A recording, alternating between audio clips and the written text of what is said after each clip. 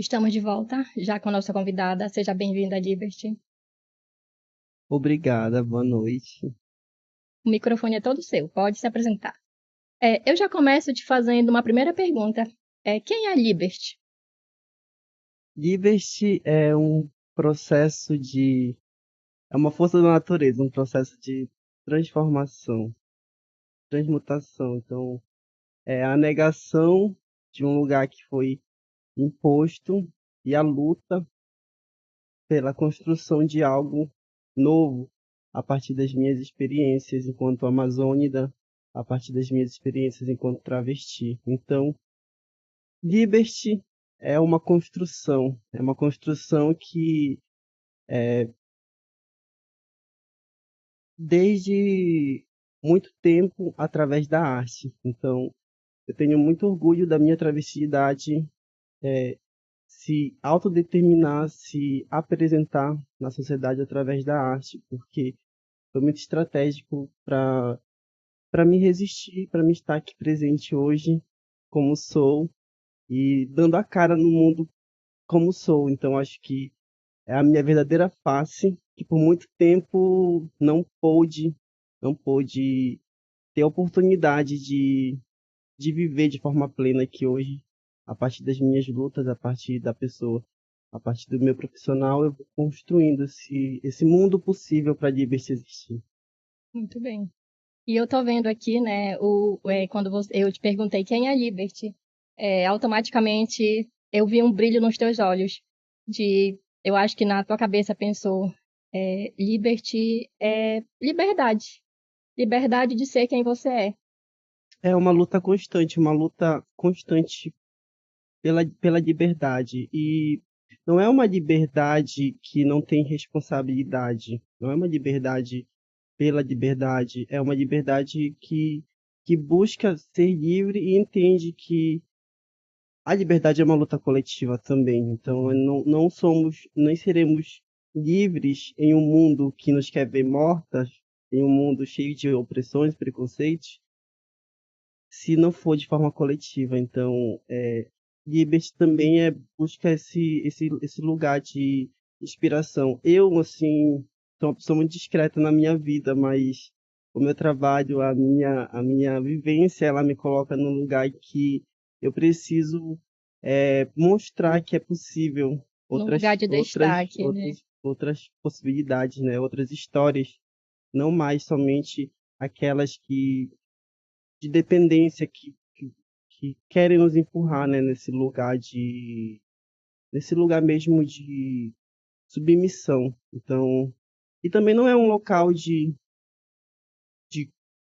não é um local assim, tipo, de uma glória pessoal, mas de um entendimento de que há uma ancestralidade, há toda uma luta, há toda uma construção histórica para que a gente, corpos como os meus, para que lutas como as minhas possam estar hoje em lugares de destaque. E principalmente no momento em que hoje, por exemplo, a pauta LGBT ela é sequestrada pela centro-direita, pela extrema-direita, por agentes que se dizem aliados. Então, nós vivemos hoje uma constante luta em torno do esvaziamento das pautas LGBTs e dessas trajetórias.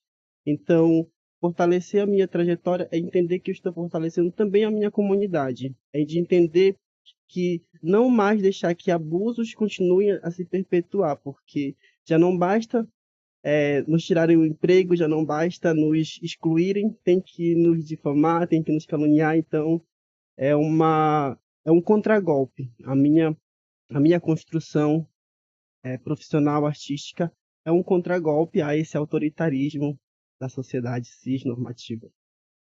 Muito bem. E quem é a Liberty Artista? Artista. A Liberty artista, acho que desde a infância assim eu tive muita paixão assim pela questão do teatro.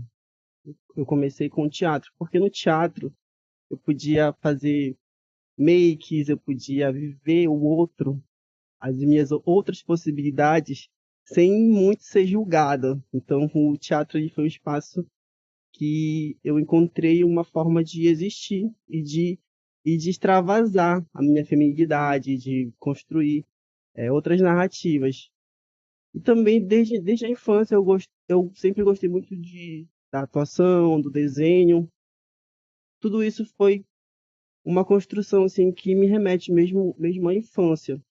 Só que na adolescência, no movimento estudantil, já em outras fases da minha vida, eu pude perceber que a arte, ela poderia ser uma possibilidade de resistência na escola, ela poderia ser uma possibilidade de resistência na sociedade, da gente ocupar o espaço público com as nossas anormalidades, porque nós, enquanto sujeitos que estamos à margem daquilo que é considerado normal na sociedade, então nós construímos ao longo do tempo uma cultura lado a lado com a cultura cisnormativa. Nós temos nossas formas de nos comunicar, nossas formas de nos apresentar. Nós temos uma cultura LGBT, da qual eu também a minha arte ela também ela se entrelaça também a esses movimentos artísticos de outras pessoas LGBTs e também professoras docentes. Então, na minha produção atual de conhecimento acadêmico, eu trago esse conceito das artes estágeis trans e travestis na educação. Como que corpos trans e travestis podem reconfigurar o espaço da educação, como que a própria presença já é pedagógica. Então, a, a, a, a arte, nesse sentido, ela é um elemento, é uma força da natureza e um elemento indissociável da construção das nossas subjetividades. Então, a Liberty enquanto artista é aquilo que alimenta a própria construção de subjetividade dos circuitos dos quais percorro, dos meus interesses. Então, é, a minha atuação profissional ela me levou para esse campo da cultura popular, da cultura LGBT. E nós sabemos que como a cultura popular é feita por mestras, mestres das ilhas, dos interiores, e a cultura LGBT é formada também por uma comunidade marginalizada, então é óbvio que é muito difícil que as políticas públicas culturais cheguem nesses grupos, não somente pela escassez dos recursos, mas também por uma questão de exclusão mesmo. Sim. Liberty, quando o nosso podcast Educação e Cultura, ele está no 4º episódio. Quando a gente estava no primeiro episódio e eu fiz uma enquete lá no Instagram e perguntando quem, né, seria a segunda pessoa a estar aqui.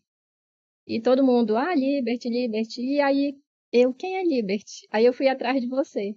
E você teve, eu acredito que umas 5 ou 6, entre 6 ou 8 indicações para estar aqui. Eu falei, eu tenho que levar ela, porque se o povo está querendo ela, o povo vai ter ela lá. Obrigada pela demanda. Então, pela demanda popular, eis-me aqui. Estou muito feliz de estar nesse espaço. Espero que a gente possa conversar e ter uma conversa mesmo franca a respeito de como que a gente pode avançar mesmo na perspectiva de uma construção de inclusão, uma perspectiva de uma construção de cidadania, de educação, do elemento da cultura não somente como espetáculo, mas daquilo que vai estruturar mesmo as nossas práticas, sejam elas nos espaços escolares, sejam elas nos circuitos culturais. E eles mandam perguntas. Todo convidado, que a gente coloca lá no Instagram, eles mandam perguntas. Inclusive, você que está nos assistindo agora pelo YouTube, pode mandar também a sua pergunta que ela vai respondendo. Eu vou te fazer uma primeira pergunta. Eles mandaram lá no Instagram. Muitas vezes ouvimos que políticas culturais são poucas efetivas. Quais são os maiores desafios para a efetivação de uma política cultural sólida em Cametá? Nossa, que sincronia! Já começou lá em cima, né? Já começou lá no alto.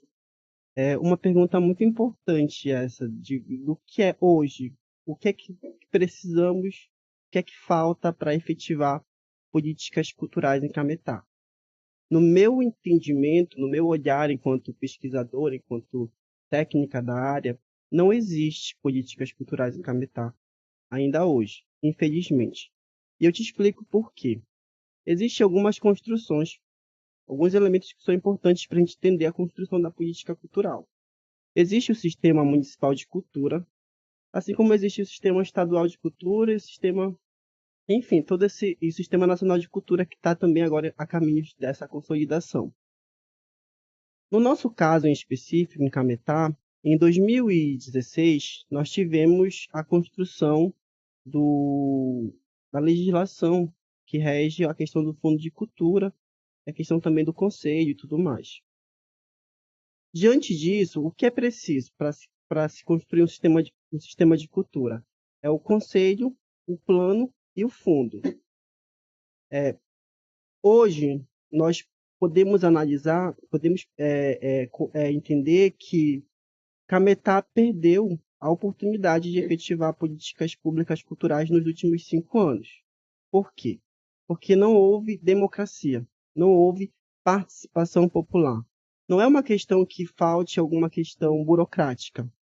Nós temos um conselho, nós temos um plano e nós temos um fundo. Inclusive, a legislação do conselho e do plano foi feita em 2016. Quando foi em 2023, não, 2021, a equipe técnica da Secult, na época era uma equipe técnica, havia de fato uma equipe técnica, acho que umas 4 pessoas mestras em educação e cultura, mas a minha pessoa, que na época não tinha o título ainda de mestra, então 5 pessoas construíram um plano de gestão pautado no diagnóstico do município de Cametá. Um plano de gestão extenso, muito robusto, que mapeava todo o diagnóstico, os equipamentos culturais, quais são as problemáticas, como é que funcionava o aparelhamento do Estado, quais são as possibilidades da gente construir uma outra possibilidade de gestão. Tudo isso está dentro de um plano de gestão, que é o plano de gestão de 2021 a 2024. Um plano que a inaugural, a epígrafe dele dizia que era preciso deixar as roupas velhas usadas que não cabiam mais. Mas, infelizmente, o município de Cametá não deixou essas roupas velhas de lado. O que nós temos hoje no município de Cametá é uma política de centralização, uma política de esvaziamento das instituições. A Fundação Cultural de Cametá, ela só existe no papel. Ela não se efetivou a partir de 2023. O conselho que foi construído também em 2022, ele está aparelhado à gestão. Ele não tem autonomia para fiscalizar. Então, em termos burocráticos, nós temos um conselho, um plano e um fundo. Mas na efetivação, que é o mais importante, que é esse impacto social, nós não conseguimos ter o impacto social dos projetos, porque é isso. A discussão que se tem é para que serve um sistema municipal de cultura? É para efetivar as políticas de cultura. Não adianta fazer editais avulsos, chamadas avulsas. Acontece uma coisa em Cametá, que é a seguinte: tem um recurso no Fundo de Cultura, em vez desse recurso ser utilizado em um projeto que vai trazer um impacto, esse recurso ele é fatiado e acaba que ele chega de forma pingada para algumas pessoas. Essas pessoas elas não conseguem elaborar de fato um projeto com impacto, porque requer Requer recursos. Então fica uma coisa assim, tipo, uma coisa assim muito avulsa, muito espalhada. Então a perspectiva da política cultural é quando você constrói os editais com a participação social, e esses editais eles têm que funcionar na prática assim, para a construção, para a efetivação da política cultural. Porque o que é que acontece? Tem as oitivas. As oitivas não é só para você fingir que você está ouvindo a população, ou para você ir apenas nos locais, nas regiões, nas localidades que você tem um domínio político, que você tem uma articulação política. Não. A questão das oitivas, você tem que percorrer todo o território.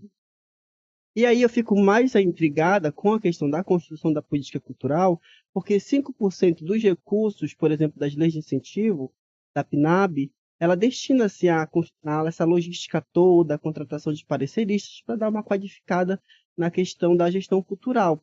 Só que em Cametá não se utiliza dessa estrutura e a gente continua a perpetuar uma política de cultura que é uma política do clientelismo, da moeda de troca, uma política que ela é muito mais pautada na conveniência do que, de fato, na democracia. Então, uma participação democrática é deixar que o Conselho atue como um fiscalizador, que as secretarias, a fundação atuem como na captação, porque hoje em dia se centraliza a perspectiva da captação dos recursos, dos convênios e tudo mais, somente dentro do gabinete e esvazia-se as funções administrativas de articulação e de construção da política cultural das instituições. Então, o que nós temos hoje, qual é o maior desafio hoje para se efetivar políticas públicas em Cametá? É o exercício democrático. É o exercício democrático, a condução democrática da política, seja ela com recursos ordinários ou extraordinários. E é importante que a gente toque nesse assunto, porque desde 2023 a 2025, eu estou dizendo de 2023 a 2025 porque é um recorte assim, bem interessante para a gente analisar essa construção, mas desde 2021 também há indícios. Então, a gente precisa entender que recursos chegaram ao Fundo de Cultura, para onde foram esses recursos, como foi que eles foram usados. Isso tudo a gente não tem transparência, nem mesmo eu, como ex-diretora de cultura, tinha acesso a esse tipo de informação, sendo que o meu departamento, à época, o departamento de cultura, ele era responsável por fiscalizar. Então, se até uma pessoa que estava dentro de um escalão de governo não teve acesso às informações, então a sociedade ela precisa também cobrar e fiscalizar o que é que está acontecendo. Até para a gente saber para onde é que está indo essa verba, né? Porque, por exemplo, nós estamos falando de um recurso das leis de incentivo à cultura, PNAB. Teve o primeiro ciclo no ano passado. Aí, o que aconteceu? Fora as políticas de incentivo, a PNAB, nós temos também outros tipos de convênio, outros tipos de relações com ministérios. O próprio Fórum de Turismo, quando ele foi construído, era justamente para habilitar o município para captar recursos junto ao Ministério do Turismo. Houve também, em 2023, o Festival da Diversidade. E houve também parcerias com a Secretaria Nacional LGBT, com o Ministério dos Direitos Humanos, o Coletivo Carlotas e o meu trabalho. Só que nós não tivemos acesso a essas informações do que aconteceu, se houve de fato algum tipo de repasse. Nós tivemos o nosso trabalho, eu falo nós porque não foi nesse aspecto, nesse ponto, não foi só o meu trabalho, foi o trabalho também de um coletivo que construiu um projeto e tudo mais e apresentou, e depois não se teve prestação de contas em relação a isso, se houve, o que foi que aconteceu. Então, o que me deixa mais assim intrigada é a cara de pau mesmo das pessoas, de usarem os trabalhos. Sempre eu percebia esse modus operandi assim, na política de Cametá, e eu acho que foi por isso que eu resisti, porque eu sempre percebi que as pessoas eram usadas e descartadas. Aí eu falei, eu vou deixar ser usado um pouquinho, mas também não vou me deixar, não vou me ficar tão a ponto de ser descartada. Porque quando eles quiseram me descartar, a história já estava feita, entende? Eu já estava já com outras articulações, já estava com outras, porque eu já via a movimentação, tudo o que estava acontecendo, e eu sabia que eu ia ser limada daquele espaço. Porque é muito difícil você permanecer no espaço quando você é a única pessoa que está indo na contramão. Sim, eu que está acontecendo. te compreendo muito bem, que eu sempre fui na contramão. Então eu te entendo muito bem quando a gente quer trabalhar, quando a gente quer ser a certinha, né? A gente sempre vai na contramão. E aí, tipo, tem uma década de luta, né, LGBT. Nós iniciamos a questão da pauta LGBT em Cametá em meados de 2015, através do movimento estudantil e com o apoio saudosista, do saudoso mestre Carlos Amorim. Então, dessa tutoria, dessa relação com a Carlos, nós podemos construir um ativismo, uma militância LGBT. E nunca foi do nosso interesse construir carreira. Eu nunca tive interesse em construir carreira na, na pauta LGBT. Nunca tive interesse em acessar cargos ou acessar qualquer tipo de recursos com a pauta LGBT. Só que a partir do momento em que eu fui desligada da gestão, as mesmas pessoas que usaram o meu trabalho, que usaram o coletivo que eu faço parte, lá em 2023, para sequestraram a pauta LGBT, começaram a me difamar, me caluniar, como se eu quisesse usar da pauta LGBT para algum benefício próprio. Para se E promover, isso né? é o maior equívoco, porque há 10 anos que eu atuo, e muitas vezes em eventos LGBTs em que eu contratei a Morena Paraense, mesmo sendo diretora de cultura, eu tirei recursos do meu próprio bolso para pagar cachê para a Morena Paraense. Porque eu sei da importância do espaço de fortalecer esse tipo de cultura, esse tipo de agente cultural. Então, o que se coloca muitas vezes dentro da política cultural em Cametá é justamente isso, é porque a falta de participação, as pessoas que produzem de fato cultura, elas não conseguem acessar os recursos, elas não conseguem acessar o mel, porque o mel é para os amigos. Aí, para os agentes culturais, é o pão e a água. Muito bem. Tá forte o negócio aqui. Quanto tempo você ficou à frente? E o que você acha que você deixou de significativo? Eu fiquei entre 2021 a 2025. Eu estava no mestrado, estava no primeiro ano, no segundo ano do mestrado. Aí no segundo ano é mais a construção do texto dissertativo. Então eu tive tempo, por exemplo, tanto no mestrado quanto no doutorado há esse período de aulas, a gente encerra o período de aulas, e a gente fica com esse período só de escrita, né, da tese, da dissertação. No segundo ano eu estava só na escrita da dissertação e eu adentrei no serviço público como diretora do Museu Histórico de Cametá. Só que naquele período era um contexto que não tinha Ministério da Cultura, não tinha políticas culturais. Então eu vivi um período de recessão política. Eu não tive muita escolha. Eu não tive escolhas porque o Brasil não tinha escolhas naquele momento. A gente vivia sob o período do bolsonarismo, havia muito corte nas bolsas, na educação e tudo mais. E eu não quis sair de Cametá para tentar o doutorado dentro de um contexto em que a política, tanto cultural quanto educacional, ela estava nesse contexto, porque tanto a cultura também não se tinha Ministério da Cultura. Então, o meu trabalho, então a minha prática, ela encontrou eco em Cametá justamente por esse período, porque era um período de recessão política e era um período em que eu estava também fazendo pesquisa. Então, o Museu Histórico de Cametá foi incrível para mim naquele momento de poder. Imagine você, uma historiadora que malmente tinha acesso no museu, e de repente você Foi tem um acesso a divisor de águas todo. o museu na Aí tua você vida, teve né? acesso a todo o arquivo, e é uma coisa Imagino. que vai levando a outra, porque eu encontrava uma coisa no museu. Aí eu tinha que entrar em contato com o arquivo público, porque eu precisava de uma informação. Aí eu tinha que entrar em contato com o Departamento do Estado. Então, é o próprio fazer da pesquisa dentro do museu foi me conectando com outras instituições. Então, eu não fui me conectando com outras instituições para buscar vantagem e tudo mais.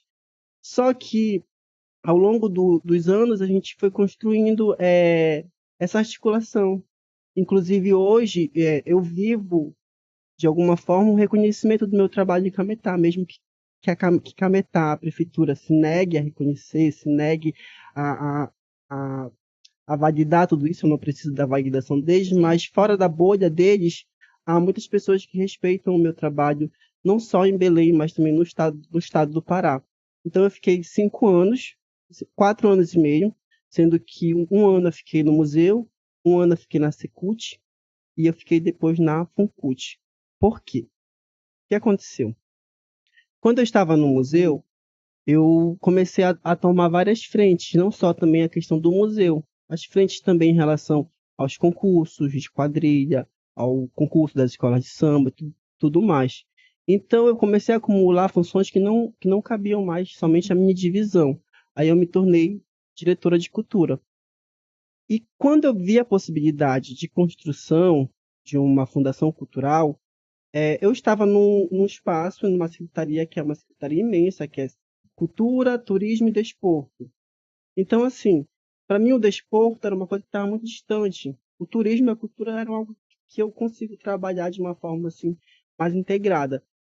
Mas a questão eu via a necessidade da construção de um espaço, porque também a ideia da fundação, ela surgiu na primeira composição técnica também da Secult, lá em 2021. Aí depois ela foi apresentada por um outro grupo político, que enquanto uma proposta para a gente fazer a fundação, e eu entrei com a questão técnica, e o outro grupo entrou com a questão política. Aí no final tu sabe que sobressai a questão política, né? Sim, Mas a infelizmente. construção da Secult, da Funcut, era uma construção que buscava a autonomia da gestão. A gente pensou assim, ok, a gestão ela vai funcionar aqui com Secretaria de Cultura, Turismo e Desporto, eles vão promover os eventos lá, essa parte artística, eventos de São João, eventos de quadro junino, eventos de carnaval, deixa eles lá no. Aqui nós vamos cuidar do patrimônio histórico, aqui nós vamos cuidar da pesquisa, aqui nós vamos cuidar do registro, do inventário, dessa parte técnica. Aqui a gente vai construir essa parte, esse olhar técnico, tanto para o patrimônio material, os edifícios e tudo mais, quanto para o patrimônio material, que são as celebrações, enfim, as festas, os saberes e tudo mais. Só que houve nesse processo de construção também um esvaziamento da fundação, porque se você for pegar a legislação vigente da Funcut, ela diz: abre-se um crédito de 200 mil para a instalação da Funcut, algo que nunca aconteceu.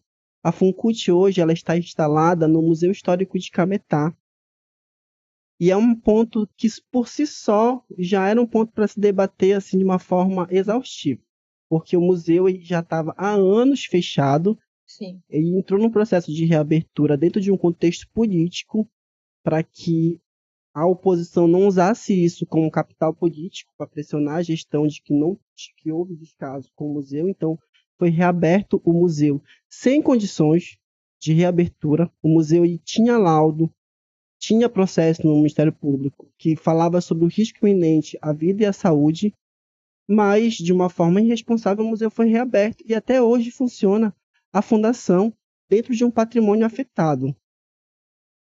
Isso é muito crítico, isso é muito perigoso porque nós estamos falando de um espaço de pesquisa que envolve crianças, que envolve sociedade, visitas.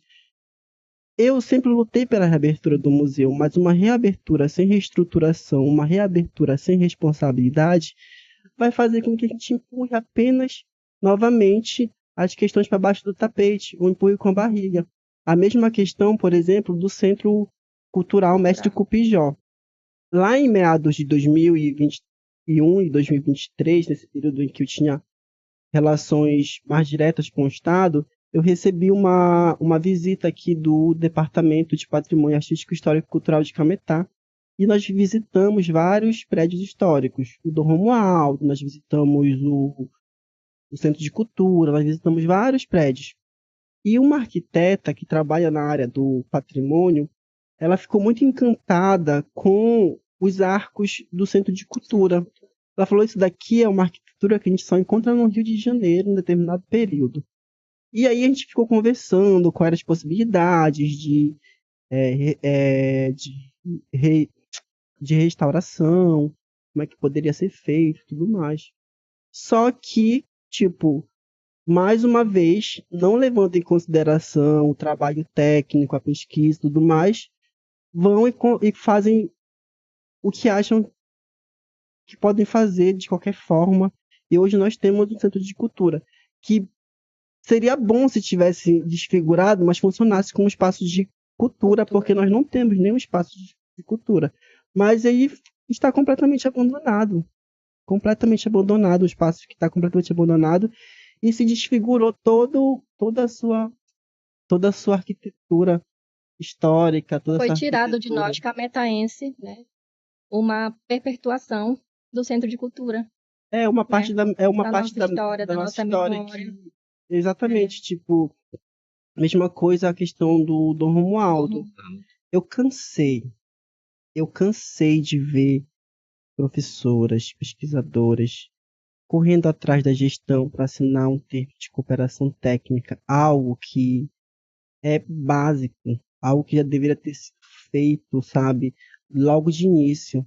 Aí depois passou-se para a UFPA. A UFPA tem um setor de restauração, eu não sei como é que está. Como eu estou te falando, a gente não sabe muito bem, é muito nebular tudo o que acontece, assim, muito rarefeito mesmo, sabe? Uma coisa assim, tipo, tu não consegue respirar porque tu não tem fluxo, então, tipo, tu não tem É tudo informação, superficial, é né? tudo muito assim.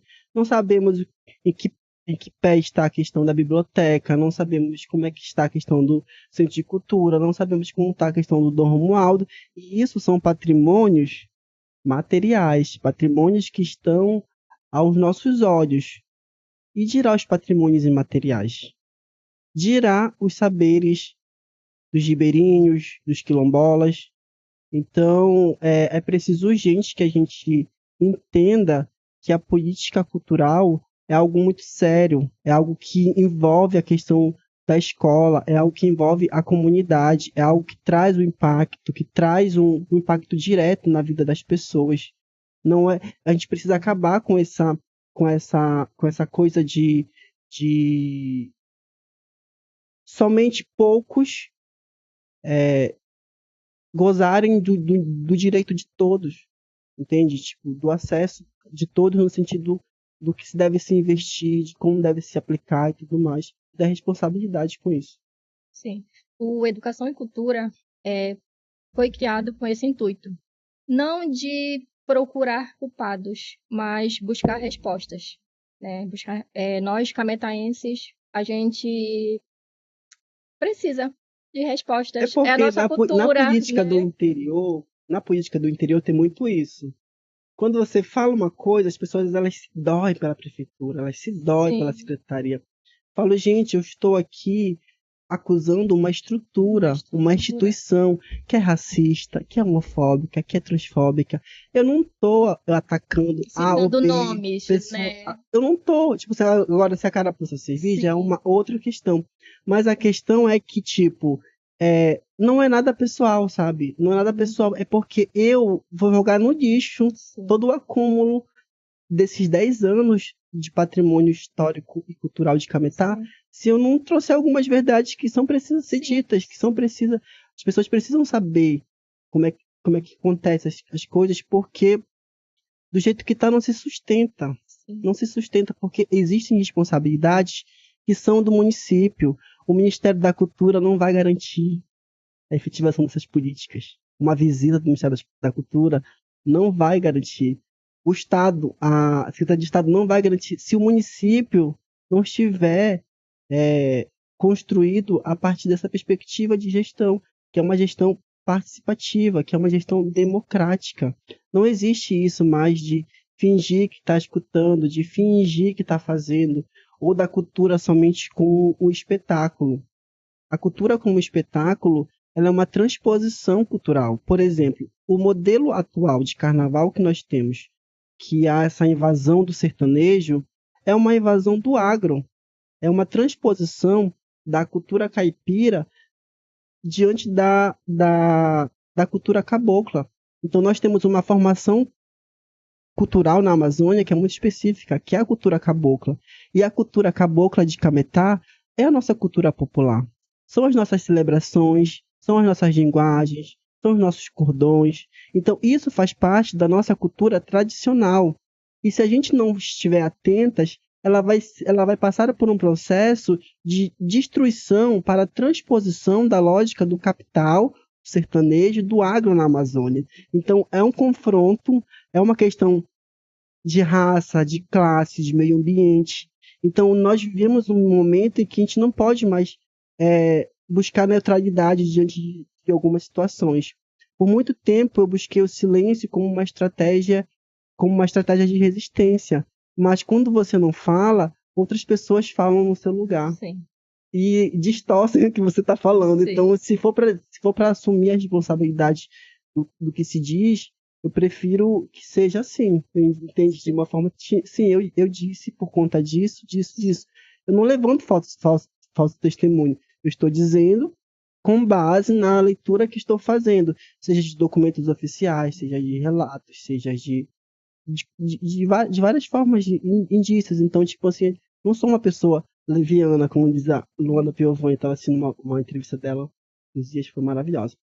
Mas, deixa eu te falar uma coisa, tem um ponto que é justamente isso, que as pessoas elas precisam entender que um cargo não lhe confere sabedoria. Sim, verdade. Não é porque eu estou em um cargo que automaticamente eu vou, sei lá, uma luz divina vai trazer o conhecimento para me Conhecimento. conduzir, para me ser o Messias dessa população. Não.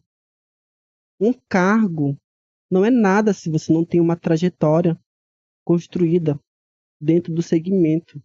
Então, por mais que hoje, por exemplo, a gente sabe que existem muitas nomeações, muitas coisas que são de livre exoneração e tudo mais, ou de livre nomeação, mas a pessoa ela tem que ter consciência, entende? Mínima. Então não é hoje não é somente na cultura que há esse esvaziamento de uma perspectiva técnica.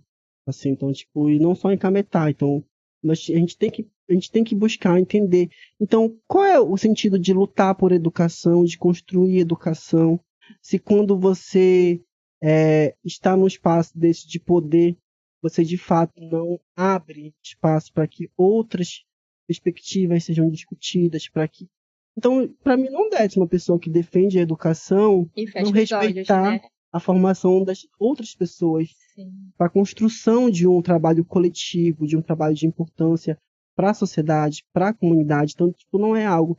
Então, tipo, muitas vezes, muitas coisas que eu sei que eu passei em Cametá era uma questão é, que envolvia a minha pessoa enquanto uma construção da minha identidade e tudo mais. Era uma exclusão, né, um silenciamento da minha identidade de gênero, tal, da minha construção acadêmica e tudo mais, mas ao mesmo tempo é um ataque ao próprio direito à cidadania cultural da sociedade cabetaense, porque como eu disse, hoje em dia eu estou colhendo frutos do meu trabalho, mesmo que o reconhecimento não tenha vindo do município em que eu atuei. É importante também frisar, né?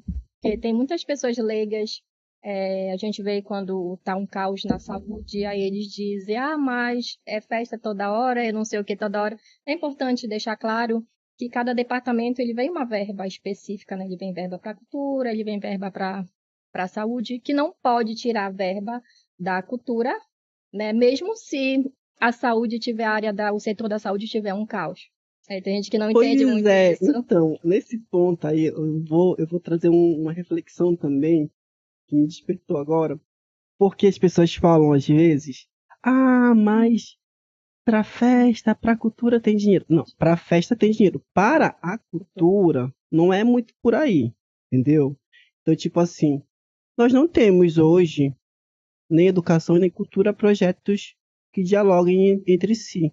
Não temos nenhum tipo de projeto de cursinho. O Coletivo Carlotas, ele apresentou, no período eleitoral do ano passado, um projeto de cursinho popular para a construção desse diálogo, tanto na perspectiva cultural, como na perspectiva também da formação para o Enem e tudo mais.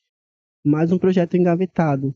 Então, nós entende que esses projetos que são de fato importantes, que são de fato construídos pela comunidade, eles não passam para a fase de execução, eles não são selecionados. E isso não acontece somente com o Coletivo Carlotas, acontece também com vários agentes e vários grupos que têm uma atuação no município, mas que, por essa estrutura que se coloca, que é uma estrutura que favorece amigos, que favorece o clientelismo, dificilmente a gente consegue avançar com projetos que, de fato, busquem esse impacto social. Sim. E Liberty, tem umas pessoas aqui que estão nos acompanhando. A Niara Silva. Sorte a minha ter conhecido a Liberty, ela é inspiradora. Obrigado, Ani. Beijo. Suzane Siqueira, maravilhosa.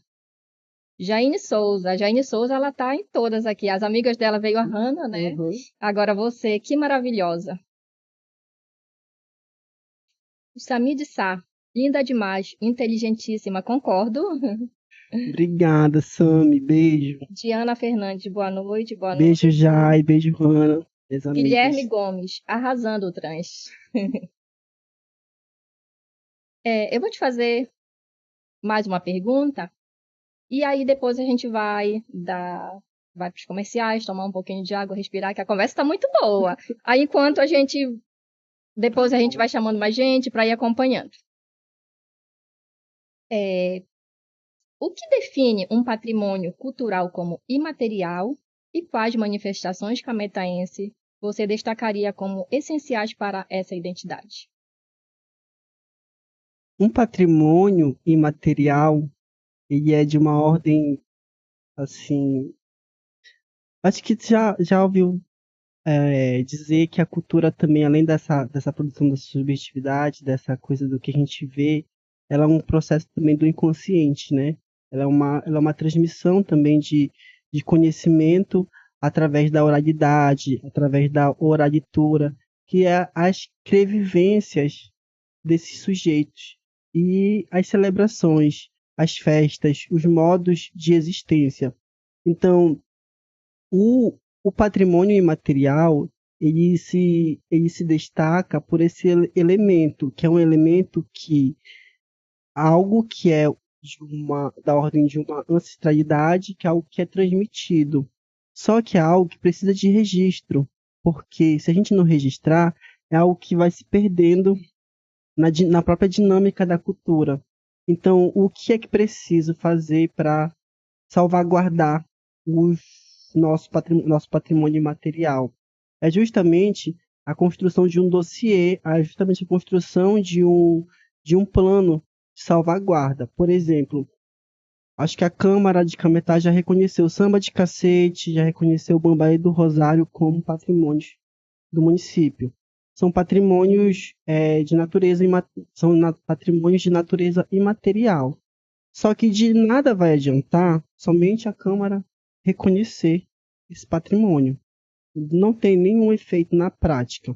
Qual é o efeito na prática? Investimento na pesquisa. Qual é o investimento da pesquisa? A gente investe na pesquisa, a gente faz o registro desse patrimônio. Aí, a partir desse registro, a gente vai fazer um inventário participativo. Então, a gente circula nas comunidades, nas escolas, a gente busca quais as referências que constituem esse patrimônio, e aí a gente dialoga com a comunidade. Como é que ela quer que esse patrimônio seja salvaguardado? Como é que ela quer que esse patrimônio ele seja transmitido? Através de que práticas educativas? Através de que cartilhas? Através de que divulgação? Então, a questão do patrimônio imaterial, ele é um elemento que ele precisa de um registro para que a gente possa ter essa, por exemplo, assim, se você for observar inventário, eu conheço 2 inventários de Cametá. E incrivelmente nenhum foi feito por Cametá. O primeiro inventário foi feito por Paz Loureiro na década de 80. Nesse inventário consta tipo marujadas, consta grupos de boi, de pássaros que nem existem mais no município. Aí também tem o Inventário Nacional de Referências Culturais do IFAM, que é um inventário só sobre a região do Baixo Tocantins. E diante da relevância de Cametá, o destaque maior é Baixo Tocantins Cametá. Nesse inventário também tem vários registros de manifestações que já nem existem mais. Qual é a importância de se ter esse registro? É justamente porque a gente pode também, na própria dinâmica da cultura, fazer renascer como fênix, né? As nossas Sim. manifestações. Mas se a gente não souber, como é que a gente vai fazer isso? Entende? Se a gente não tiver um trabalho de pesquisa, é por isso que eu defendo que o Fundo de Cultura, que o Conselho e a Câmara Municipal cobrem que 30% dos recursos da cultura sejam investidos na produção de conhecimento e no patrimônio da cultura popular.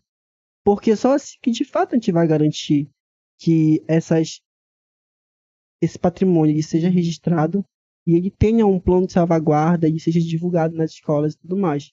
Então, o patrimônio imaterial ele é um modo de existência nosso, é nossas memórias, a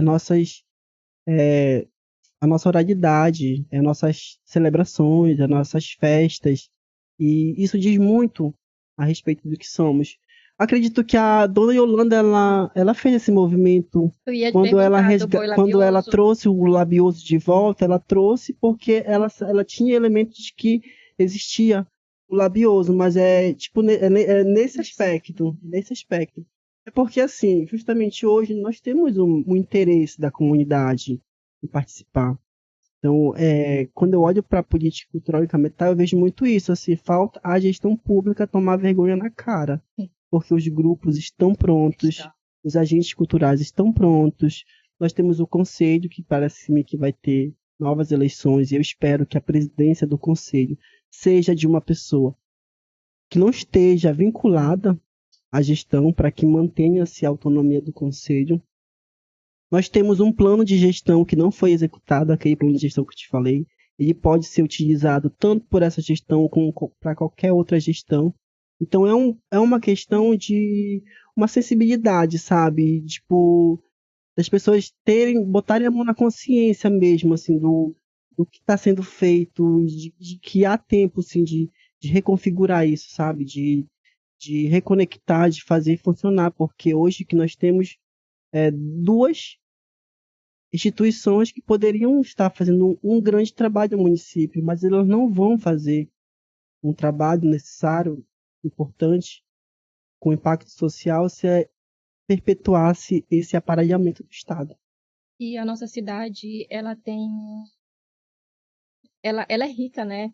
Ela tem uma diversidade cultural muito rica, muito bonita, que antes a gente não via muito. Ou tinha, ou estava esquecido ali. Né? Quando eu entrei em 2021, eu falei, olha, não temos recursos, não temos Ministério da Cultura, não temos nada. Então, o meu trabalho ele vai ser de divulgação. Assim, olha, eu vou trabalhar para divulgar e tudo mais esse trabalho. E deu certo, assim, a divulgação do Carnaval das Águas, Eu não deu certo, conhecia. várias coisas assim, foram dando certo com pouco que a gente tinha. Só que aí outras questões foram se atravessando nesse meu percurso.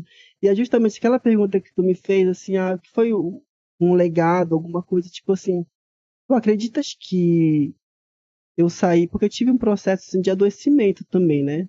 Esse processo de isolamento, de exclusão e tudo mais. Então, tipo, era um período muito difícil, porque ao mesmo tempo em que eu apanhava da gestão, eu apanhava dos grupos, eu apanhava das agentes, então, tipo assim, eu saí muito assim, com a autoestima muito embaixo, assim, de que não consegui fazer um trabalho e tudo mais. Aí depois que eu falei, não, tipo, olha essa Fiz o que eu construção, pude, olha né? essa. A gente conseguiu organizar, tipo, na medida do que era possível. Aí, tanto é que hoje em dia eu ainda estou me livrando dessa coisa assim de gestora cultural, porque tem certas obrigações que não cabem mais a mim enquanto produtora, enquanto pesquisadora, que eram responsabilidades que eu tinha antes e que eu ainda tenho com o município de Cametá. Mas, tipo assim, tem coisas assim que também tem pessoas que estão lá ocupando cargos que tem que fazer as coisas, entendeu? Então, tipo assim, é cobrar mesmo para que tenha resultados. E vamos cobrar. Sim, com Vamos certeza. cobrar. A gente vai para os comerciais rapidinho, mas antes eu quero falar do podcast de semana passada. Nós tivemos um problema com a nossa internet, na verdade, Cametá toda estava enfrentando problemas com os provedores de internet.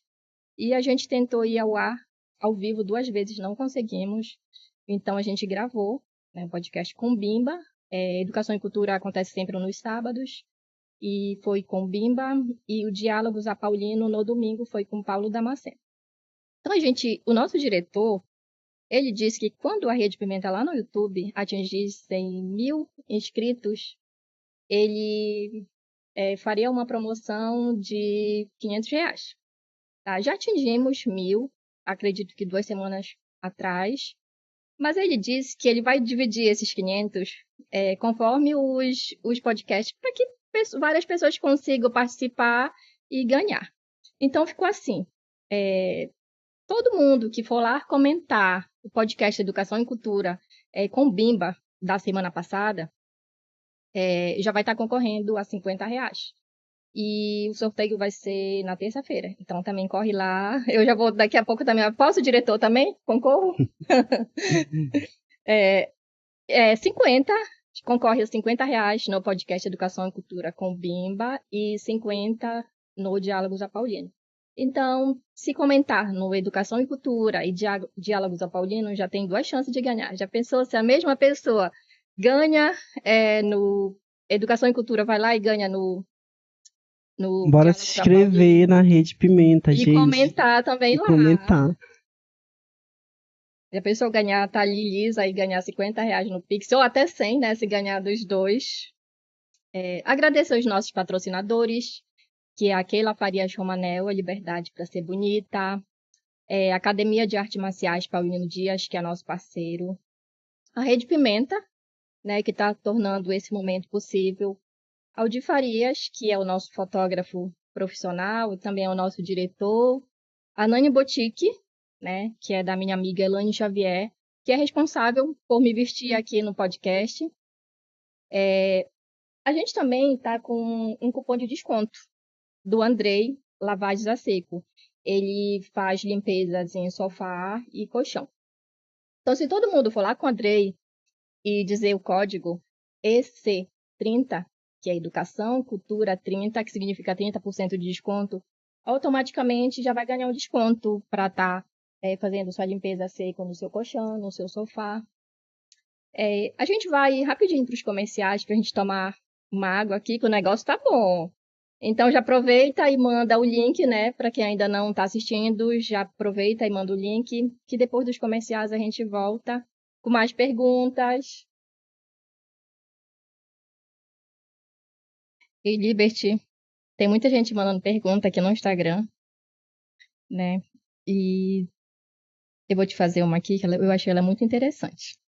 Em sua trajetória como pesquisadora da cultura amazônica, o que mais lhe chama a atenção sobre os saberes e fazeres tradicionais de Cametá?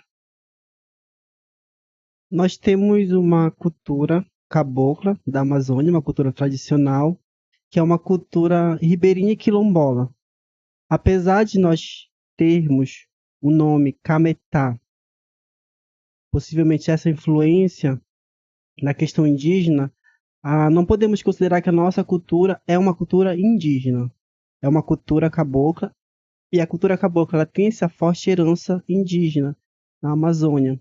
Então, quando nós falamos que é uma cultura cabocla, nós estamos incluindo esse referencial da cultura indígena, mas a gente tem que ter essa consciência de que não somos uma cultura indígena, tal como a gente vê em outros lugares. E a cultura de Cametá, ela me traz esse elemento da resistência mesmo, se você for olhar como é que se constituiu a cultura de Cametá enquanto um reduto de resistência indígena, enquanto um reduto de resistência quilombola. Se você for olhar a memória, a oralidade dessas comunidades, se assemelha muito com a história das construções dos quilombos Brasil afora. A Maria Filipa Aranha é um nome que aparece na memória local e também na memória nacional. Então, são elementos e ela aparece nos documentos. Então, não é uma invenção de que havia uma Maria Filipa lá e havia uma Maria Filipa aqui. Tipo, são questões que são elementos que dão conta assim, dessa construção. Então, o que me chama a atenção da cultura de Cametá é que ela é uma cultura matriarcal, ela é uma cultura com forte herança indígena, mas é uma cultura ribeirinha e quilombola, que se constitui a partir das resistências ao colonialismo. E o colonialismo, o capitalismo na Amazônia, ele se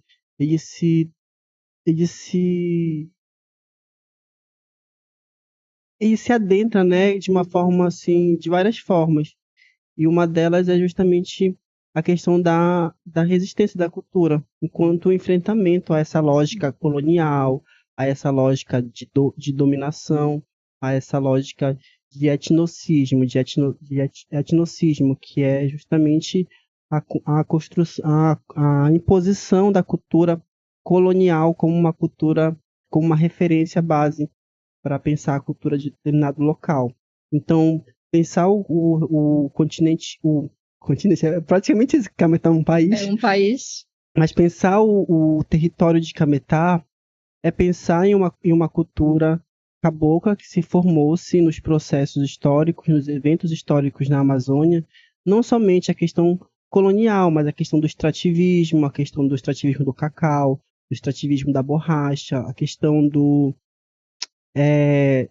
de vários elementos que vão construindo essas comunidades, porque agora no doutorado eu vim me dar conta que muitas comunidades na Amazônia elas foram constituídas justamente porque o capital trouxe esses fluxos migratórios, usou essa mão de obra e depois descartou. E eles tiveram que, em simbiose com as matas e com os rios, construir seus modos de existência. Então, existe essa relação de miscigenação da cultura. Então, pensar que é uma cultura matriarcal, que é uma cultura de resistência, que é uma cultura que ela se formou justamente em oposição ao poder legalista. É uma cultura que ela se formou em oposição à dominação e foi liderada por mulheres nas matas. Então, acho que isso é o mais bonito, assim, em termos da das nossas cosmogonias. E Liberty, no questionário que a gente mandou, né? A gente manda até pra gente conhecer melhor quem está do outro lado aí do microfone. Você disse que você passou lá pelo grupo Jubano, né? Ah, sim. Inclusive, ai não, para tudo. Agora eu vou lançar uma aqui pro grupo Urbano. Calma, no final. Mas vou retomar esse ponto. Quando eu te falei que eu participava de teatro e tudo mais, foi no grupo Urbano também, grande parte dessa experiência. Foram mais, assim, de 10 anos da minha vida. E eu lembro que eu fiz Anjo na primeira vez e depois somente Lúcifer. Então, tenho uma história e uma carreira interpretando Satanás no grupo Urbano. E aí, tipo, muitas vezes eles mandam mensagem pedindo para me retornar, para fazer uma participação e tal. Só que como Jesus eu não quero. Eu quero fazer a Lilith agora, entendeu? Então, tipo assim, fica aí, Jubano. Assim, se for para aceitar Fica aí a qualquer dica, né? coisa, tem que ser 3 cenas da Lilith. Nada de Jesus Christ, tá bom? Beijos. Mas o Jubanda ele foi um espaço muito importante para mim conhecer o território de Cametá. Então, foi a possibilidade que eu tive de conhecer o território de Cametá. Tipo, eu venho de uma família muito simples. Então, o teatro, ele me possibilitou percorrer Mocajuba, Oeiras, Limoeiro, o Baixo Tocantins, os interiores todos, as vilas. Então, foram 10 anos, assim, viajando pelos interiores de Cametá e para fora da região e com um coletivo, né, um grupo que então isso diz muito sobre as nossas formações. Então, às vezes, inclusive essa dificuldade das pessoas que são construídas, que constroem suas subjetividades no individualismo, elas não consideram que as pessoas que constroem suas subjetividades no coletivo, de fato elas pensam no coletivo. Sim. Não é uma questão de oportunismo. Só que as pessoas elas estão tão fixadas nelas mesmo, no individualismo delas, que elas não conseguem reconhecer que é possível pensar a partir de uma perspectiva coletiva. Então, o Grupo de Banda ele foi esse espaço e também a Universidade Federal do Pará. Eu tive a oportunidade de, através da universidade, também conhecer os polos e tudo mais. Então, eu tenho uma vivência muito enraizada no Baixo Tocantins. Então, o meu trabalho ele é um trabalho que dialoga com a região do Baixo Tocantins. É um trabalho que dialoga com o trabalho do Paz Loureiro de Abaetuba. É um trabalho que dialoga com várias ações que dizem respeito à questão da perspectiva da região do Tocantins. E não é uma questão somente de Cametá, assim como o samba de cacete, também não é só de Cametá, assim como os cordões, também se a gente for olhar a ocupação territorial deles, eles escapam esse domínio do município.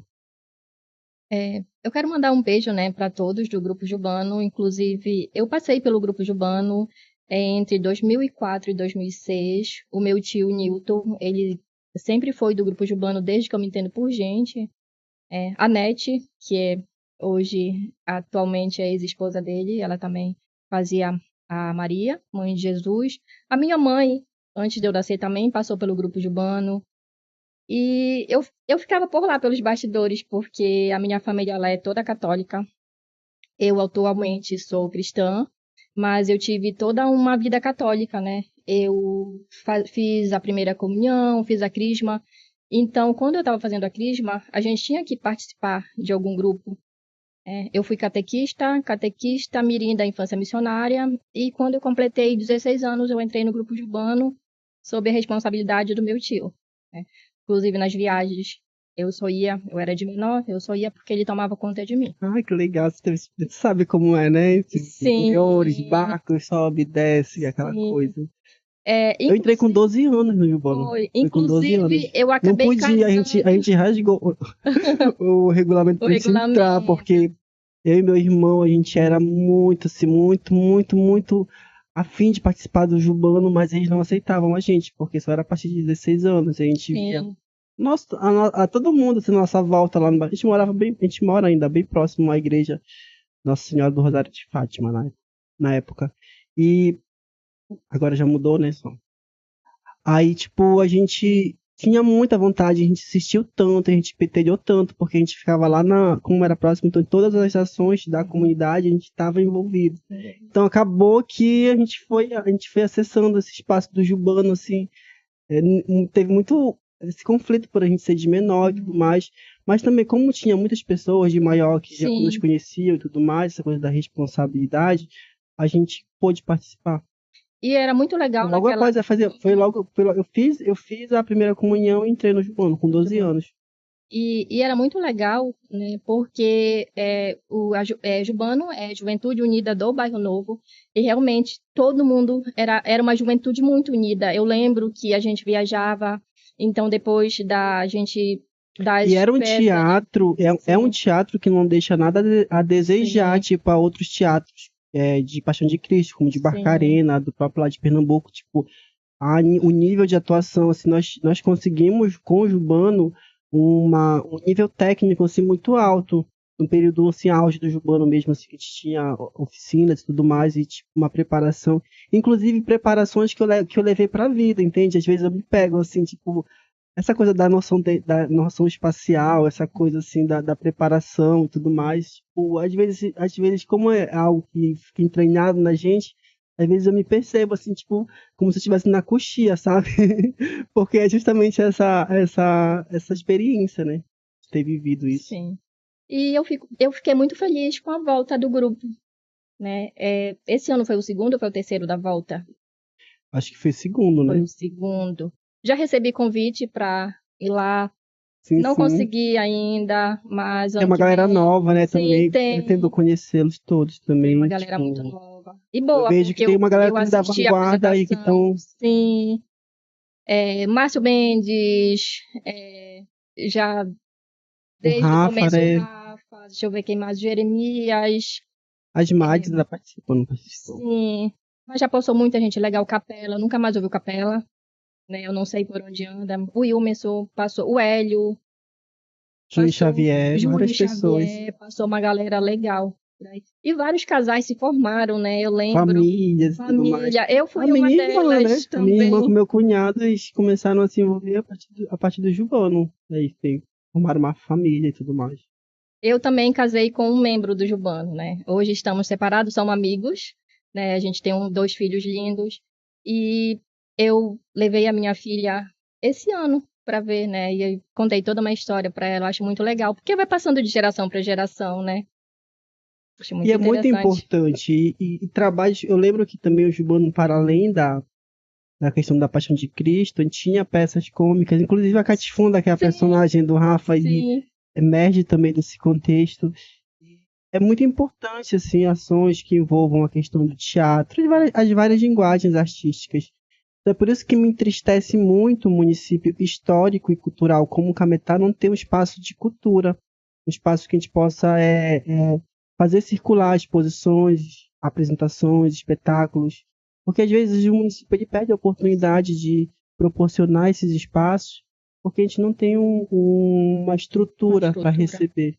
O grupo Jubando, ele ensaia ali no... Acho que recentemente teve uma apresentação de uma peça sobre o Batista Campos, que foi um dos líderes da cabanagem. E eu não sei muito bem, eu não conheço muito bem a peça em si. Eu divulguei e tudo mais, era um amigo de um amigo que estava apresentando. Mas eu achei importante assim trazer para esse imaginário de Cametá a presença do Batista Campos, que foi uma pessoa que, apesar de participar do Medite, ela foi líder do movimento cabano e tudo mais. Então, é importante te conectar. E é isso também, tipo, de como contar essa história, né? A Hannah, ela passou por aqui, Sim, ela a já... Hannah, a temática Ela é a dela é minha grande excelente. referência, ela é a minha grande referência, não só na questão da cabanagem, mas na questão da história mesmo de Cametá.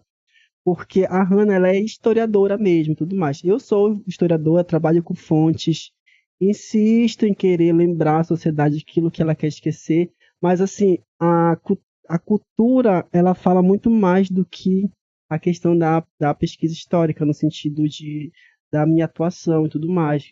E a cultura, ela é um espaço que se abriu, assim, que não foi um espaço que eu busquei, mas foi um espaço que se construiu. Então, tipo, é um elemento que eu não penso em abandonar na minha vida, por mais que eu vá para a docência do nível superior ou para consultorias ou para alguma coisa, mas a questão da cultura, ela é como se eu ampliasse a minha atuação profissional de uma forma que eu nunca imaginei, entende? São 10 anos de pesquisa do patrimônio cultural de Cametá e, coincidentemente, as legislações do Sistema Municipal de Cultura elas são de 2016, o mesmo ano em que eu adentrei como bolsista no estudo do patrimônio. Então, eu vejo muito essa confluência, né, essa convergência assim, da minha trajetória e da questão do sistema de Cametá, mas não que isso vá me prender também a Cametá, porque hoje em dia a minha trajetória eu tenho que reconhecer que é um case de sucesso, né? Porque é algo que pode ser replicado em outras realidades, com outras pessoas, então é algo que as pessoas elas podem tomar como exemplo de fato, entende? Porque hoje em dia muita gente acha que uma carreira ela é construída só naquilo que eu falo, só naquilo que eu quero que as pessoas vejam. E não é isso, entende? A construção de uma carreira, ela passa também por uma questão interior, assim, que as pessoas não veem, entendeu? E tipo assim, não é uma questão, tipo, de vaidade também. Querer mostrar, não, ela apenas existe.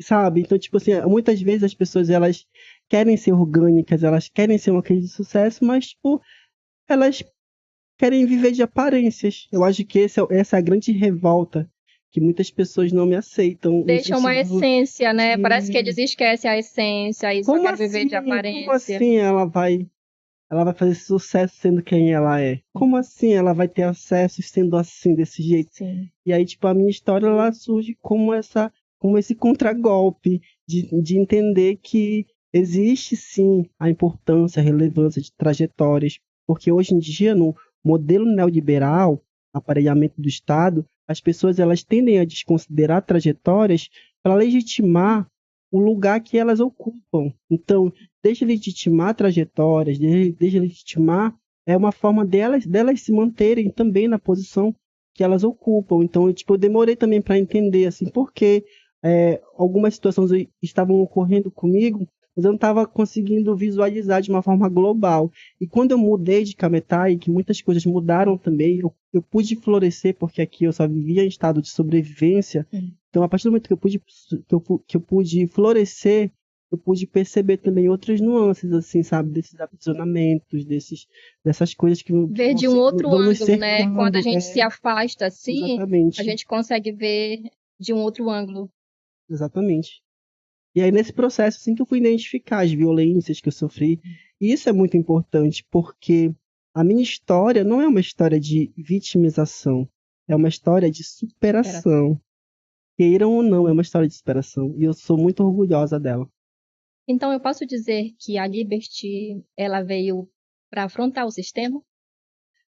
Na verdade, eu acho que teve o Ribeirinho falou no programa do Paulo Vieira, eu vim para acender algo que estava apagado, eu me Obrigada. identifiquei tanto com aquilo. Eu achei linda essa fala É dele, porque eu vi o brilho é nos lindo, olhos exatamente. E dele. é esse processo, tipo, da gente chegar, da gente reconhecer que nós chegamos aqui, ai, porque sou bonita, porque eu sou isso, aquele outro. Não, eu cheguei aqui justamente por um propósito, por uma construção de algo que é maior que eu mesmo, que os meus Sim, interesses e tudo mais.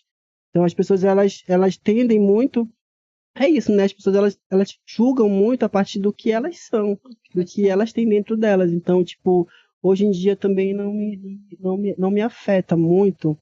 Eu acho que é importante entender também o que é que, de fato, qual é o propósito. E eu acho que essa resposta de vir para acender algo que estava apagado é algo assim de uma delicadeza, de uma relevância muito linda, porque muitas coisas assim elas precisam ser acendidas, né? A gente precisa de muita luz, assim, muitos debates e muitas questões, assim, muitas vivências e tudo mais. E é para mudar mesmo a lógica que a gente observa o mundo, as coisas. E tem muita gente querendo fazer o que a gente faz, só não tem coragem. E aí, quando a gente está aqui, no lugar de destaque, nós vamos ser apedrejados. Nós vamos. Semana passada, uma pessoa me perguntou como foi que eu cheguei aqui no podcast, mas eu fui explicando. Eu senti que ela falou, eu senti no olhar, mas por que você? Né? Só que eu sempre digo para todo mundo, a gente não chega a lugar nenhum se a gente não tiver um propósito. Se eu estou aqui, eu tenho propósito. Eu tive renúncias na minha vida, eu tenho uma história, né? Para algumas pessoas eu sou a Aldeide que as pessoas começaram a ver agora. Só que para as pessoas que me conheceram antes, eu tenho uma trajetória. Eu tenho uma trajetória na educação, eu tive uma trajetória aqui no município com o aluno cego com braille. Eu era uma das únicas especialistas, né, no braille. Tive uma trajetória lá na UFPA de Abaetetuba, fui professora colaboradora 4 anos lá. Eu ministrava a disciplina Concepção e Metodologia do Ensino de Cegos para as turmas de pedagogia. E para onde a universidade, onde tinha polo que a universidade me mandava, eu ia. Eu ia para o Marajó, eu ia ali para Tomé Açu, eu ficava mesmo no polo. Então eu não cheguei aqui, eu não pausei aqui. Então eu tenho uma trajetória, eu tenho uma história e eu tenho propósitos, né? E quando a gente tem Exatamente. propósitos, é, não adianta uma outra pessoa ali se interrogar, né? Mas por que ela? Por que não Igual eu? as pessoas acham assim, ela ocupa esse espaço por ser travesti ou por ser LGBT. E aí, tipo, gente, nós mesmas que somos ativistas, a gente diz não basta apenas ser preto, apenas ser mulher, apenas ser LGBT para ocupar determinados espaços. Tem que ter essa construção lado a lado. Então, muitas vezes as pessoas olham, às vezes, porque também eu também não vou deixar também de fazer uma consideração que por muito tempo eu escolhi o silêncio como uma estratégia de sobrevivência. Só que esse lugar do silêncio me colocou num local muito intocável, sabe? Num lugar muito da bonequinha, sabe? Criou uma bolha ao redor da Exatamente. Liberty. Como se não pudesse, de fato. Tanto é que até as Carlotas, tipo, depois que eu vim a público e tudo mais, vieram, tipo, nossa, tipo, agora que a gente está conseguindo identificar alguns pontos que fazem muito sentido mesmo, assim, do que a gente viu e do que a gente acompanhou.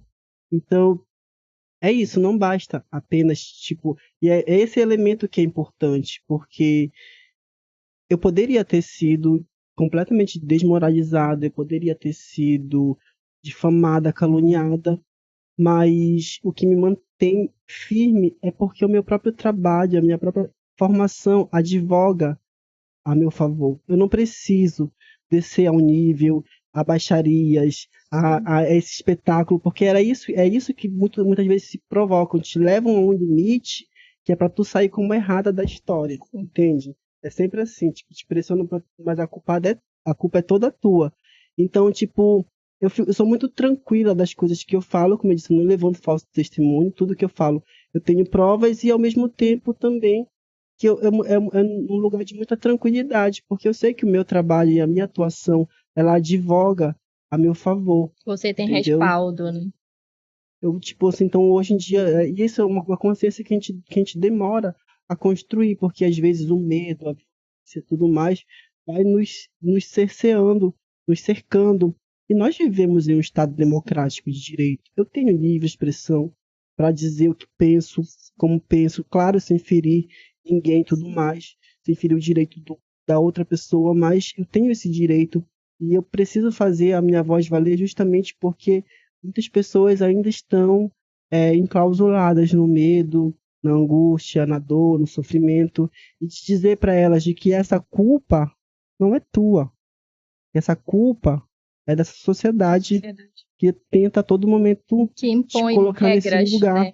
e tudo mais. Então, tipo, que é possível romper com isso. Então, Sim. hoje, eu acho que eu tinha uma visão muito local também, e hoje em dia eu tenho uma visão muito global. Então, tipo assim, eu tinha muito apego, assim, ao meu trabalho em Cametá e tudo mais, coisas que hoje em dia eu não tenho, entende? Porque eu sei que o meu trabalho ele pode me levar a vários lugares, a várias instituições. Então, tipo assim, eu não tenho mais esse apego. Mas, tipo, essa consciência também de que posso também contribuir muito mais, de que irei contribuir muito mais e com a minha verdade. Tipo assim, muitas coisas que eu fazia antes, as pessoas achavam que eu fazia porque eu estava na gestão. Mas eu não fazia porque eu estava na gestão, mesmo porque eu não tinha condições de fazer nada. Mas, tipo, eu fazia porque eu acreditava que era importante fazer. Eu acreditava que tinha um propósito naquilo, que tinha uma intensidade que era preciso ser feita, que era preciso acontecer. E as pessoas às vezes achavam, ah, ela tá fazendo isso porque, tipo, pra dizer que ela tá fazendo alguma coisa. Ó, tipo assim, não precisava, tipo, desse tipo de exposição. As exposições que eu acho que são importantes são essas que é para fortalecer mesmo a perspectiva da arte, do circuito, do que a gente propõe enquanto também esse envolvimento, né, essa imersão, porque as pessoas acham que a cultura ela só é o espetáculo, que ela só é o show. E não, tipo, a cultura ela tem também uma algo que é muito subterrâneo, assim, que é de um movimento mesmo revolucionário, assim, e anticapitalista, tudo mais, no modelo de sociedade que nós temos hoje. Porque se você não olhar o patrimônio imaterial a partir dessa perspectiva de que ele só não é valorizado porque ele é produzido por uma determinada classe, um determinado tipo de grupo de pessoas que vivem em determinado território. Então, tudo isso também é o que diz muito respeito à memória que nós buscamos construir. E assim, na cena de Cametá, a gente tem muitas ainda histórias a contar, porque as histórias que nos contaram é uma história de políticos, homens que não tinham formação, mas conseguiram, através da política, se eternizar como um símbolo de política de elite. E a gente tem que questionar isso. Será que esses homens tiveram a mesma importância que as mulheres que produziram essa cultura no interior da Amazônia, tudo mais, mulheres, personalidades históricas? Então a gente precisa refazer também esse próprio imaginário da cidade, do município, em relação ao que de fato vale a pena a gente divulgar, do que de fato vale a pena a gente colocar como ordem do dia, como algo emergencial para a cultura. Eu achei um tópico interessante que você falou, né? Que quando você estava aqui, você tinha uma visão, e quando você saiu daqui de Cametá, você teve uma outra visão. Quando nós temos a convicção de quem somos, da nossa capacidade, a gente sabe que aonde Deus nos plantar, Ele vai nos florescer. A gente tira esse medo de, eu só vou ser importante aqui, eu só vou ser referência aqui. Mas quando a gente sai daquela bolha e se afasta e começa a ter uma outra visão, a gente tem esse entendimento, né? De que sim, somos importantes aqui, mas também somos importantes em outro local, Sabe que né? um dia desse não ontem, tava rolando o feed aí, eu vi justamente algo nesse sentido, de que no lugar errado você sempre vai ser a errada, e no lugar certo vão celebrar a sua existência. Então, hoje eu posso dizer que, como pesquisadora, bolsista da FADESP, a FADESP ela tem sido muito importante na minha nova fase, que eu consigo me manter através do vínculo com a FADESP, tanto pela perspectiva do doutorado, quanto também pela perspectiva dos editais de cultura do Estado. Então, olhando para minha história, para minha biografia, hoje em dia a posição que eu ocupo, sem querer desmerecer a Fundação, a Secretaria de Cultura, ela tem um peso muito maior, entende? Por estar ligada a uma agência de fomento à pesquisa e tudo mais, que aí também qualifica meu trabalho. Sim. Quando eu cansei de falar sobre inventário em Cametá, eu nunca fui ouvida. E mesmo com recursos, entende? Então, tipo, essa questão que eu te falando, que não é uma questão de identificar o diagnóstico ou de identificar, mapear grupo, não, é uma questão, tipo, de fazer, efetivar e efetivar com investimento, sabe? Parar com essa, como é que eu posso dizer? Minha assessoria jurídica tá me acompanhando, então melhor deixar pra lá. Mas é tipo isso, é melhor, tipo, a gente saber mesmo de fato o que fazer e como fazer, ter um plano pra isso, sabe? Tipo, não pode ser algo disperso, assim, tem que ter algo conectado, tem que ter a relação, por exemplo, do inventário. O inventário é um instrumento muito importante para pesquisa. A gente atualiza nossas referências através do inventário. Então, eu não posso te dizer como é que está o estado da arte, da cultura, como estão os grupos, mapear somente os grupos. O mapeamento ele faz parte do próprio processo do inventário. Então, um trabalho isolado de cadastramento, um trabalho tipo, ele não vai surtir um efeito se esse mapeamento ele for feito dentro de um projeto, dentro de um inventário, para salvaguardar essas diferenças.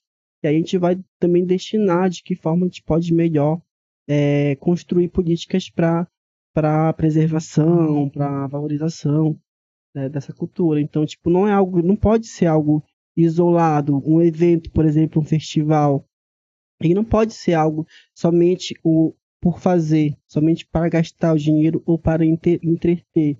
Não, tem que ter também essa relação do qual é o impacto que isso vai trazer em outras camadas, além Em outros aspectos, do né? entretenimento, além de movimentar a questão da economia local e tudo mais, mas tipo, tem outras questões que estão adentro disso. Hoje em Cametá nós temos todas as condições de construir um grande circuito de carnaval, um grande circuito junino. A gente já construiu projetos, a gente já discutiu questões em relação a isso, só que é justamente o Clube do Bodinha, ele não permite o acesso aos recursos, ele limita o acesso aos recursos. O que é o Clube do Bodinha? Lá na Turma da Mônica, tem um clube de meninas, que é o Clube do Bodinha, né? Aí, tipo, na gestão cultural, a gente fala assim, o Clube do Bodinha, ele quer que a gente organize fóruns, ele quer que a gente mobilize, ele quer que a gente faça a questão da mediação de conflitos com grupos e agentes, mas na hora do recurso, o Clube do Bodinha só decide só entre ele o que vai fazer, como vai fatiar, e não leva em consideração todo o diagnóstico, todo o trabalho que foi Ele construído só em quer torno. mastigado. Tudo Exatamente. mastigado. Aí, tipo, não tem essa perspectiva mais profunda mesmo de entender ou de construir, porque tem muita coisa que a gente constrói, não é para mim, é justamente para fazer movimentar algo para outras pessoas, para outras coletividades, para outras. Então, tipo, é urgente que a gente trabalhe essa questão do material didático da nossa cultura. A gente pode falar, mas por que as escolas não ensinam a cultura? Mas qual tipo de suporte nós estamos dando para esses professores que já estão sobrecarregados, que já têm desafios imensos de uma educação no campo, nas águas, nas matas? Então, tipo, a questão produção de material didático, a questão de inventários participativos que envolvam a comunidade, isso faz muito sentido. Isso faz muito. Por exemplo, a aproximação da cultura com as comunidades locais, ela pode discutir a questão de gênero, a questão de meio ambiente. A gente pode discutir questões de gênero que são importantíssimas. violências de gênero, questões de violência política, questão de violência doméstica, questão de várias coisas, meio ambiente também, sustentabilidade. Então, a gente, através da cultura, a gente pode possibilitar que outros assuntos que não estão na grade curricular, eles possam adentrar nas escolas e nas comunidades para combater essas opressões, para combater também. Eu acho que a educação patrimonial e ambiental, ela tem muito isso também de construir essa identidade da pessoa para que ela entenda o ambiente em que ela está inserida, o patrimônio em que ela está, a rede de patrimônios que ela está inserida, para que isso ajude na sua formação humana, na formação da sua formação humana, na formação do seu caráter, na formação plena. E a cultura, com certeza, ela não é mero adereço, ela não é uma coisa assim, tipo, episódica. Tipo assim, por exemplo, eu vejo muito isso, tipo, nós fazemos isso, eventos, que são eventos pontuais. Amores, isso é o mínimo. Vamos, vamos acordar, entendeu? Vamos fazer outras leituras dessa realidade, vamos produzir outros planos, porque, tipo, é muito fácil, né? Tipo, trabalhar apenas os eventos pontuais, de uma lógica que você já tem, que você vai requentando. Por exemplo, vários projetos que eu construí no carnaval, nas quadras juninas, eles vão sendo requentados, só, tipo assim, pronto. Não se pensa nada além, não se constrói Em nada algo além novo, né? para fazer, para executar e tudo mais. Libert, a conversa está muito boa, né? A gente vai rapidinho para os comerciais. Quando a gente voltar, eu vou te fazer mais umas 2 perguntas, aí você faz as considerações finais e a gente encerra o nosso podcast. Arrasou. Mas desde já, eu já te convido a voltar outras vezes, né? Eu sei que você ainda tem muito a agregar. Felizmente, nosso tempo aqui é curto. E você que ainda não segue as nossas redes no Instagram, já aproveita para seguir a Rede Pimenta lá no Instagram. O Di Farias, que é o nosso diretor, eu, Aldeide Carvalho. Já passa também o teu arroba aí pra galera. Liberty Cultural. E quem ainda não se inscreveu lá no canal, aqui no canal da Rede Pimenta no YouTube, se inscreva que a gente vem com muita novidade aí. A Rede Pimenta, ela veio para ficar. A gente vai expandir, né? Além do podcast, a gente vai estar indo para a rua. E a gente quer fazer uma coisa bem legal, até para estar acompanhando esses eventos culturais. Depois dos comerciais, a gente volta.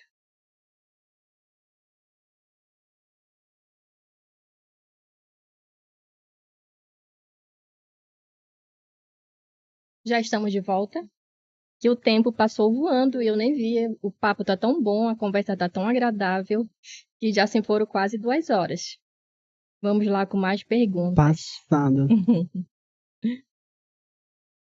Como você enxerga o papel da escola e dos educadores na valorização e preservação do patrimônio imaterial local? Gente, vou te falar uma coisa. Se eu tivesse autonomia, todos os projetos que fossem aprovados pelas leis de incentivo teriam que ter um link com a escola básica. Tipo assim, daí já dá a dimensão da importância do que é a escola para a cultura. A escola é muito estratégica.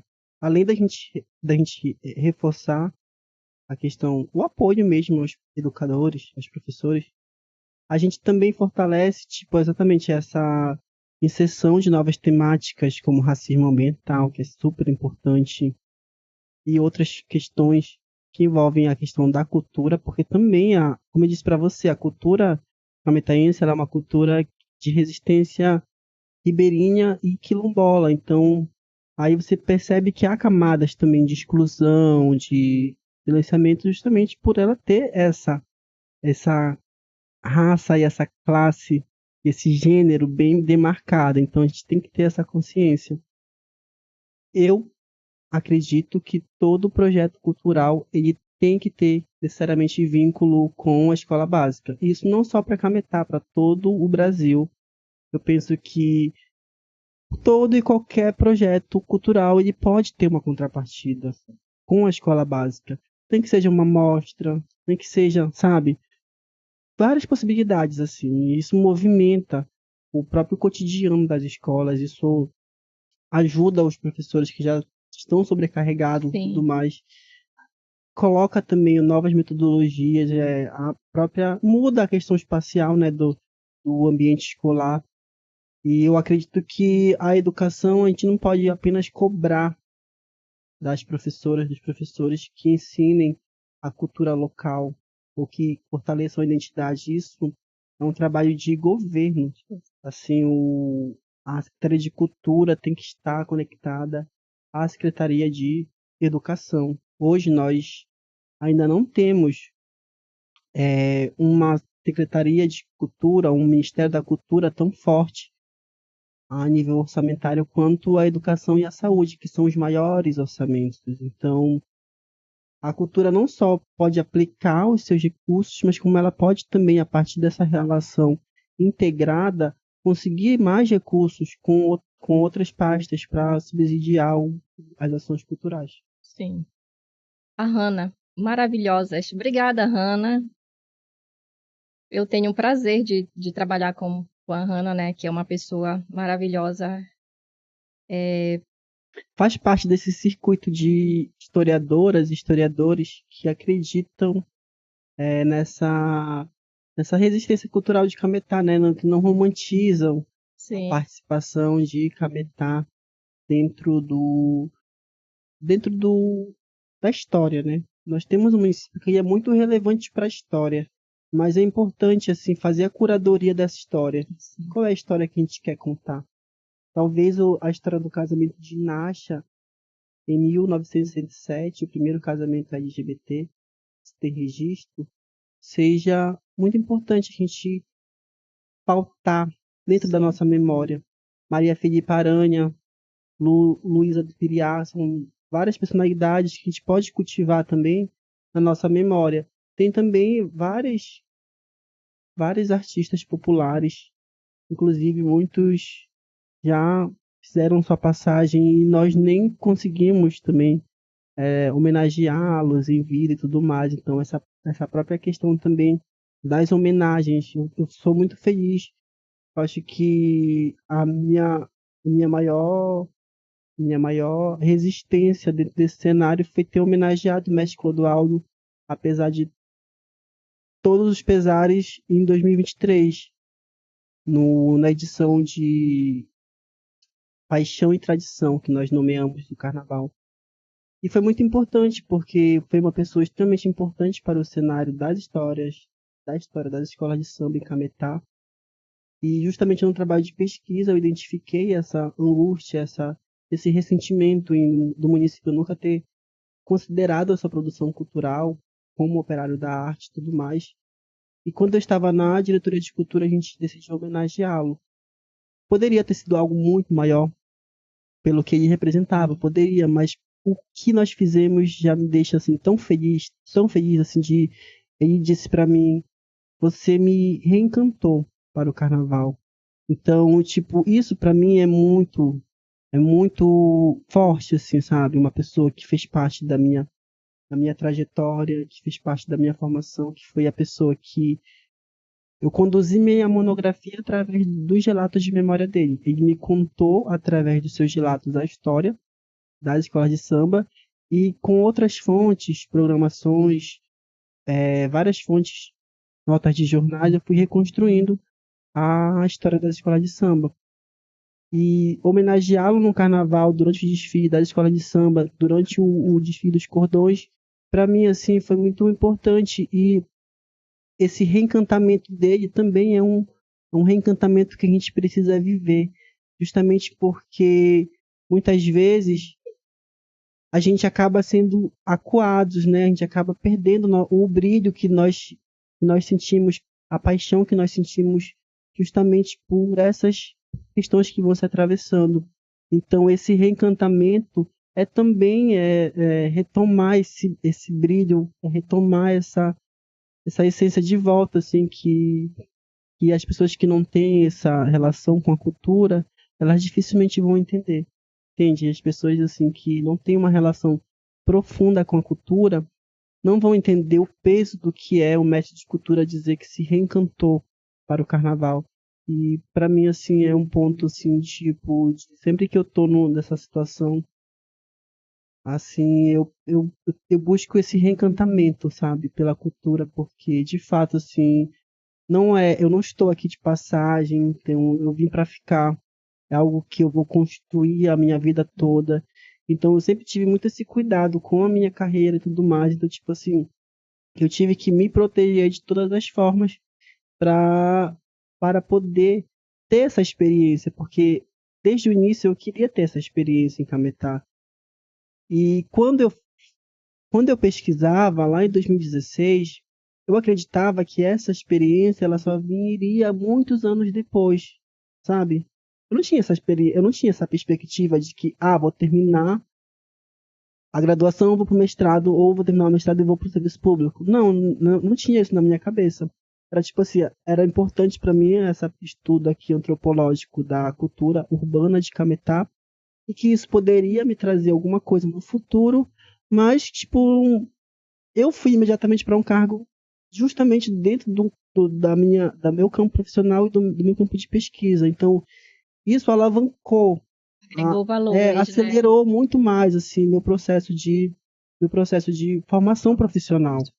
Então tá tudo muito conectado, tudo muito conectado. Então, para mim isso foi muito importante, mas é que eu volto a dizer, a cultura ela é muito ampla, as demandas são muito grandes, entende? Então, apesar de ter firmado esse pacto com a cultura de Kametai, a qual levarei para o resto da vida, eu também estou me permitindo também a verificar outras possibilidades de atuação e estou me divertindo muito com isso, porque, tipo, como eu disse, a gente pode, a partir dessa experiência, é, adentrar outros territórios. Então, tipo, eu me sinto muito em casa, assim, quando estou nas comunidades, assim, tradicionais fora da região do Tocantins. Mas eu sei que muito disso é a própria construção da minha identidade. Porque eu também tenho essa perspectiva ribeirinha. Tanto a minha família materna quanto a minha família paterna são do Cuxipiere Carmo. Inclusive, salve Nossa Senhora do Carmo, né? Hoje inicia a festa do Carmo, vai até o dia 17. E foi muito simbólica a minha presença aqui hoje, inclusive, porque demarca um dia de festividade lá no interior da minha família. Inclusive, amanhã eu tô indo para lá, sim, já, ou porque também já tenho que retornar a Belém para alguns compromissos. Mas hoje inicia a festa e eu deixo esse registro, esse abraço muito afetuoso a todo o Cuspiere Carmo. Muito bem. E já aproveito também para mandar um beijo para minha mãe, Maria Carvalho, que está nos assistindo lá da Vila Maranhão, distrito de Joaba. Beijo, mãe. E a gente já vai. A conversa está tão agradável por mim, eu ficava aqui até meia-noite, estourava, extrapolava o tempo. E eu vou te fazer uma última pergunta para fechar com chave de ouro. Como as novas gerações podem se engajar de forma significativa com as tradições culturais sem apenas folclorizar essas práticas? A gente vive um mundo que é um mundo neoliberal, né? Tipo, o mundo neoliberal ele esvazia de sentido as práticas, os costumes e tenta homogeneizar tudo. Então a cultura ela é um elemento que nos singulariza enquanto grupo, enquanto indivíduo, enquanto sociedade. Acredito que nessa perspectiva do futuro, o que nós construímos hoje, essa nova leitura que nós temos sobre patrimônio, é algo que se projeta para o futuro, assim como também meu gênero é algo que eu construo para o futuro. A perspectiva do trabalho com a cultura, ele é algo também que está muito preocupado nessa perspectiva. Mas também é naquilo que o Bimba disse também, né? O presente é esse momento que nós estamos aqui posturando outras possibilidades.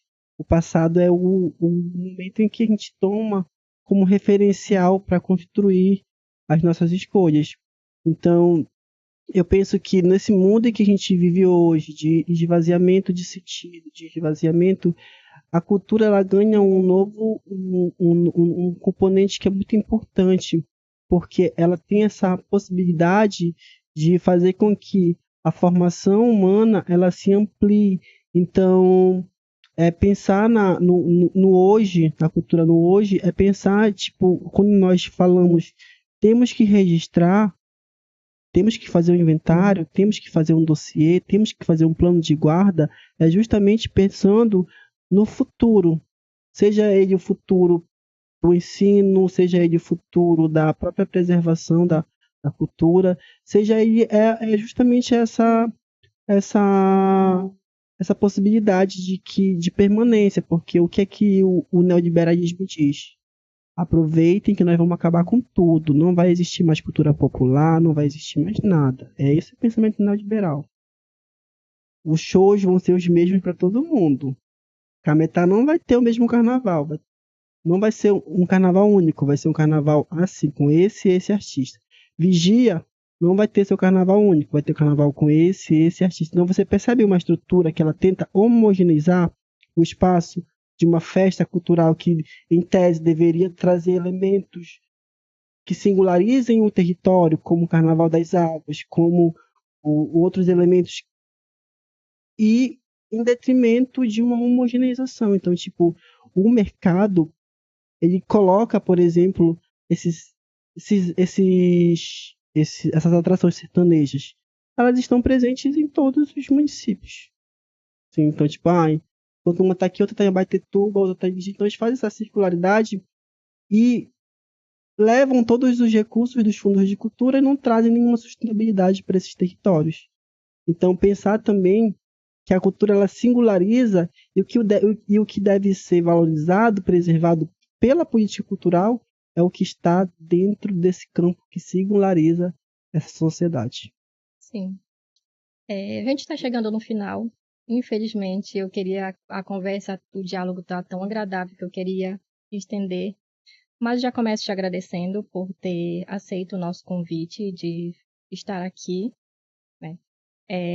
Meu respeito a toda a tua história de vida, tua história como pesquisadora, tua história como profissional, né? Você é uma mulher lutadora, batalhadora que enfrenta, é, é símbolo de resistência. Parabéns e receba todo o meu respeito, por ser quem você é, por ser a Liberty.